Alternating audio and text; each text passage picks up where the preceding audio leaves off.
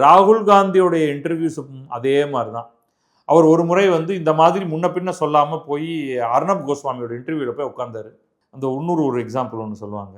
ஒரு பெரிய லாரியோடைய ஹெட்லைட்டுக்கு முன்னாடி மாட்டிக்கிட்ட ஒரு விலங்கு போல் அப்படியே திகைச்சு போய் நின்றுடும். அப்படியே ஹெட்லைட்ஸ் அப்படியே ஸ்டேர் பண்ணிவிட்டு அப்படியே ஸ்டன் ஆகிடும். அந்த மாதிரி அர்ணப் கோஸ்வாமி கொஞ்சம் செகண்ட் கட்ட ஆள் தான். அவர் காட்டுத்தனமாக கேள்விகளை போட்டு தாக்க பாவம் ராகுல் காந்தி வந்து அந்த அளவுக்கு ஷார்ப்னு சொல்ல முடியாது, மாட்டிட்டார். அப்போ இந்த மாதிரியான ஆட்கள்லாம் வந்து better to manage the whole setup. நம்ம விஜய் என்ன பண்ணார் தேர்தலுக்கு முன்னாடி? எல்லா ஆங்கில தொலைக்காட்சி ஊடகங்களும் இங்கே வந்துட்டாங்க. இவர் அசரவே இல்லையே. சார் உங்களுக்கு செம மைலேஜ் கொடுப்போம் ஆகும்னு என்ன வேணாலும் கூட என் கூட நின்று அதிகபட்சமாக ஒரு ஃபோட்டோ எடுத்துக்கலாம்.